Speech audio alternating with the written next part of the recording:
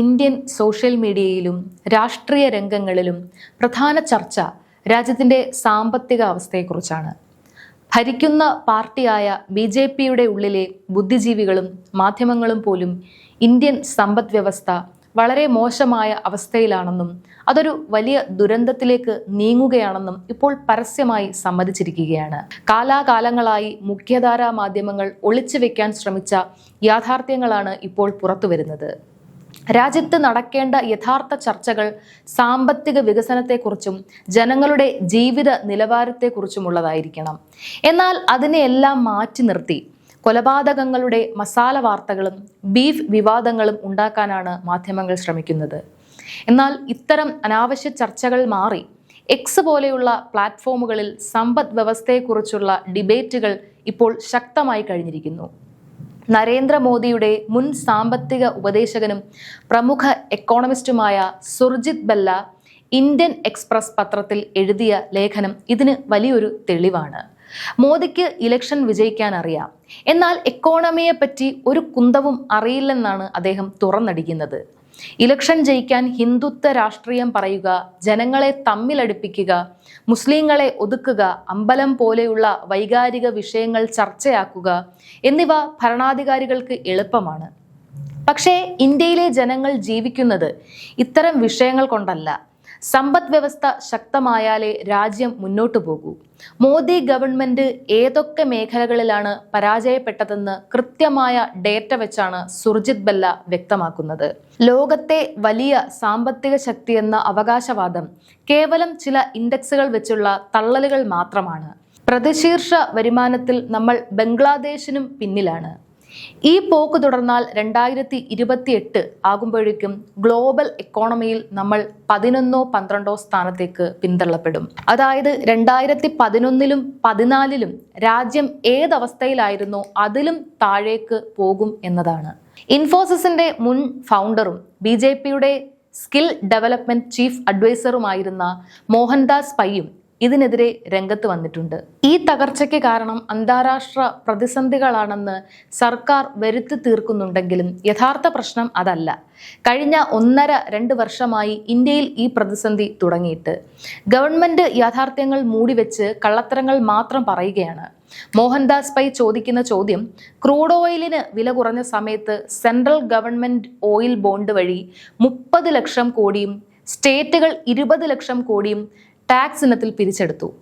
ഈ 50 ലക്ഷം കോടി രൂപ എവിടെ പോയി എന്നാണ്. സാധാരണക്കാരനിൽ നിന്ന് ഉയർന്ന ചാർജ് ഈടാക്കി പിരിച്ചെടുത്ത പണം എവിടെയാണ് ഇൻവെസ്റ്റ് ചെയ്തത്?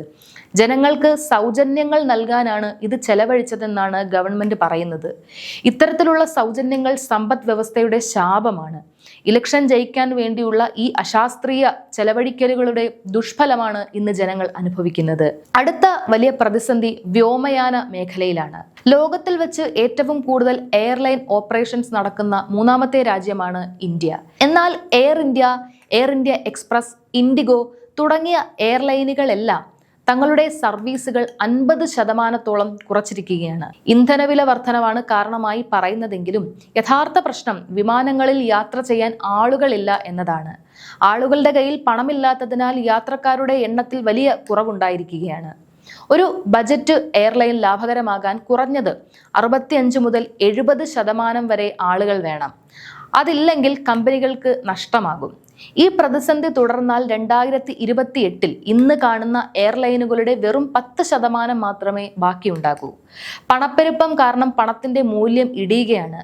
ഇന്ന് നമ്മൾ 12-15 രൂപയ്ക്ക് കുടിക്കുന്ന ഒരു സാധാരണ ചായയുടെ വില വരും വർഷങ്ങളിൽ 50 മുതൽ 100 രൂപ വരെയായി ഉയർന്നേക്കാം. കറൻസിയുടെ വാല്യൂ ഇടിയുന്നത് രാജ്യത്തെ വലിയൊരു സാമ്പത്തിക അരാജകത്വത്തിലേക്ക് നയിക്കും. മോദിക്ക് വലിയ സാമ്പത്തിക ശാസ്ത്ര അറിവുകൾ ഉണ്ടെന്നാണ് പലരും വിചാരിച്ചിരിക്കുന്നത്.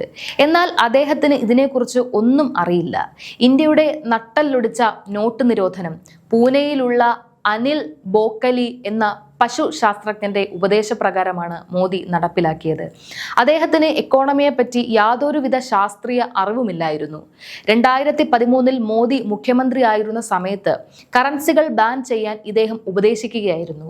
വിവരമില്ലാത്ത ഇത്തരം ആളുകളുടെ ഉപദേശം കേട്ട് നടപ്പിലാക്കിയ നോട്ട് നിരോധനം ഇന്ത്യയുടെ സാമ്പത്തിക ഘടനയെ പൂർണ്ണമായി തകർത്തു കളഞ്ഞു. ആയുഷ് മന്ത്രാലയത്തിന്റെ കീഴിൽ അശാസ്ത്രീയ ചികിത്സകൾക്ക് അനുമതി നൽകിയത് വഴി ആരോഗ്യ മേഖലയിലും വലിയ പ്രശ്നങ്ങൾ ഉണ്ടായി. പ്രധാനമന്ത്രിക്ക് കാര്യങ്ങൾ ആഴത്തിൽ പഠിക്കാനോ സാമ്പത്തിക ശാസ്ത്രം മനസ്സിലാക്കാനോ സാധിക്കുന്നില്ല. മുൻപ് സ്റ്റോക്ക് മാർക്കറ്റ് ബ്രോക്കറായിരുന്ന അമിത്ഷായ്ക്ക് ഇതിനെക്കുറിച്ച് കുറച്ചുകൂടി വിവരമുണ്ട്. സമ്പദ് വ്യവസ്ഥയിൽ പ്രതിസന്ധി ഉണ്ടായാൽ അതിനെ റിപ്പയർ ചെയ്യാൻ കഠിനമായ സാമ്പത്തിക പരിഷ്കാരങ്ങൾ ആവശ്യമാണ്. അതിന് സർക്കാർ തയ്യാറാകണം. ഇന്ന് ഇന്ത്യൻ സ്റ്റോക്ക് മാർക്കറ്റ് തായ്വാനിന് പോലും പുറകിലാണ്.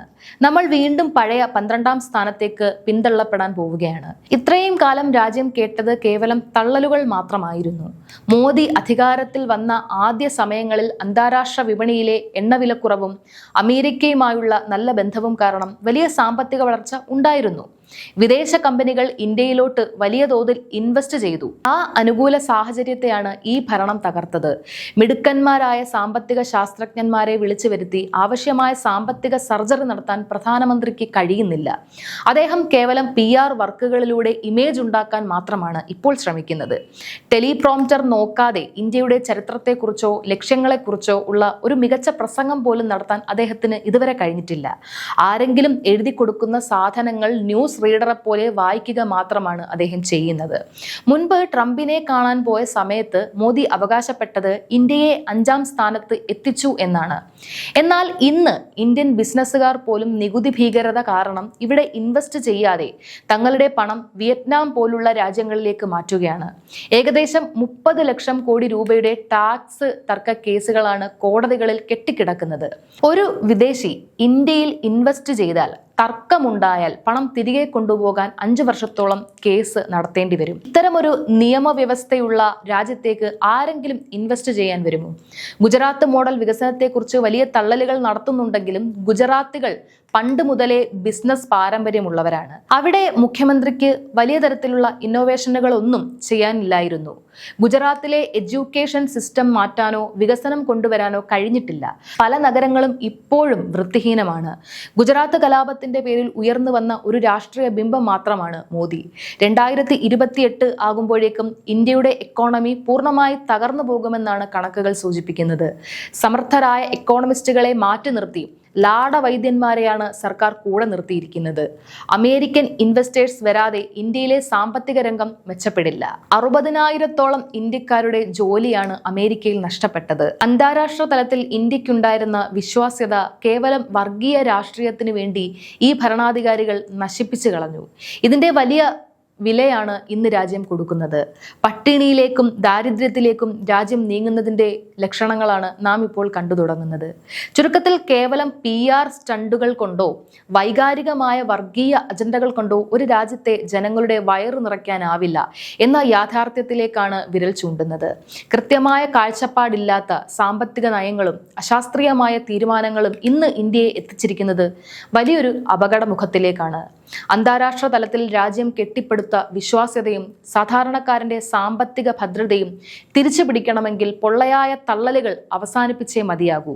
കോർപ്പറേറ്റ് പ്രീണനവും നികുതി ഭീകരതയും അവസാനിപ്പിച്ച് മിടുക്കരായ സാമ്പത്തിക വിദഗ്ധരുടെ സേവനം പ്രയോജനപ്പെടുത്തി അടിയന്തരമായ തിരുത്തലുകൾ വരുത്താൻ ഭരണകൂടം തയ്യാറാകണം. അതിന് കഴിഞ്ഞില്ലെങ്കിൽ വരാനിരിക്കുന്ന വലിയൊരു സാമ്പത്തിക ദുരന്തത്തിന്റെ ഇരകളാകേണ്ടി വരുന്നത് ഇവിടുത്തെ പാവപ്പെട്ട ജനങ്ങളായിരിക്കും. ഈ ഒരു വിഷയത്തിൽ നിങ്ങളുടെ അഭിപ്രായങ്ങൾ താഴെ കമന്റ് ചെയ്യുക. നന്ദി.